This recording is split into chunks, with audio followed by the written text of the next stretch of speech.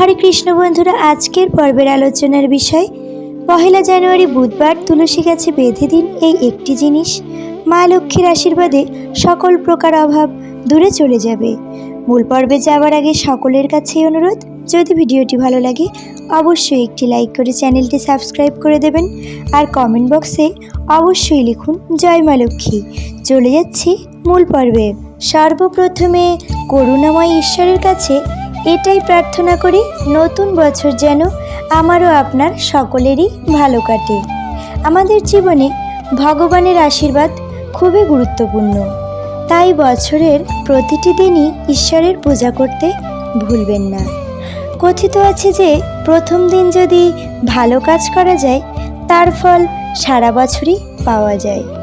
তুলসী গাছে যে জিনিসটি বেঁধে দিলে সারা বছর আর্থিক কোনো সমস্যার সম্মুখীন হতে হবে না, সেই কথাটাই এখন বলবো।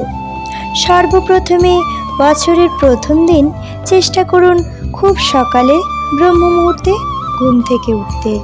ঘুম থেকে ওঠার পর সর্বপ্রথমেই নিজের দু হাতের তালু দর্শন করুন, ধরিত্রী মাতাকে প্রণাম করুন এবং নিজের ইষ্ট ও কুলদেবতাকে প্রণাম করুন। তারপর স্নান করে শুচিশুদ্ধ হয়ে পরিষ্কার বস্ত্র পরে নিত্য পূজা শেষ করুন। এই দিন অবশ্যই সূর্যদেবকে প্রণাম ও সূর্যদেবকে পুষ্প অর্পণ করতে একেবারেই ভুলবেন না। এবার তুলসী পূজা করে নিতে হবে। সর্বপ্রথমে তুলসী পুজোর জন্য ধূপ, দীপ, ফুল, মালা ইত্যাদি নিয়ে নিতে হবে এবং আগের দিন একটি লাল ওড়না কিনে নিতে হবে।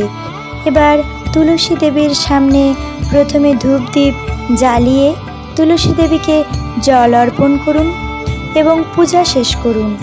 এবার আগে থেকে কিনে রাখা লাল ওড়না তুলসী গাছে বেঁধে দিন। এই লাল ওড়না তুলসী মায়ের অত্যন্ত প্রিয়। তুলসী গাছে এই দিন লাল ওড়না বেঁধে দিলে মা লক্ষ্মীও খুবই প্রসন্ন হন। তারপর একটি মালাও পরিয়ে দিন এবং তুলসী তলার মাটি নিজের কপালে ছোঁয়ান এবং ভক্তি সহকারে তুলসী মাকে প্রণাম জানান এবং প্রদক্ষিণ করুন। এই দিন তুলসী মায়ের সামনে যদি ঘিয়ের প্রদীপ দেওয়া যায় তাহলে খুবই ভালো হয় এবং সন্ধ্যাবেলায় অবশ্যই তুলসী তলায় প্রদীপ দেখাতে একেবারেই ভুলবেন না।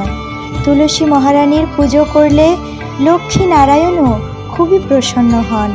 যে বাড়িতে নিত্য তুলসী পূজা ও জলদান করা হয় সেই বাড়িতে লক্ষ্মী নারায়ণের আশীর্বাদ সদা সর্বদাই থাকে এবং সেই বাড়িতে কোনো প্রকার অভাব আসতে পারে না।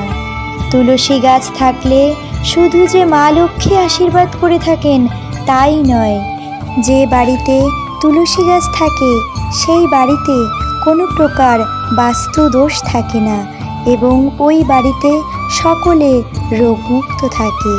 কারণ তুলসী গাছের বাতাস যে বাড়িতে থাকে সেই বাড়ির বাতাস শুদ্ধ ও পবিত্র হয়, ফলে সকলে রোগমুক্ত থাকে। তাই সকলেরই উচিত নিজের বাড়িতে তুলসী গাছ রাখা এবং নিত্য সেই গাছের পূজা ও পরিচর্যা করা।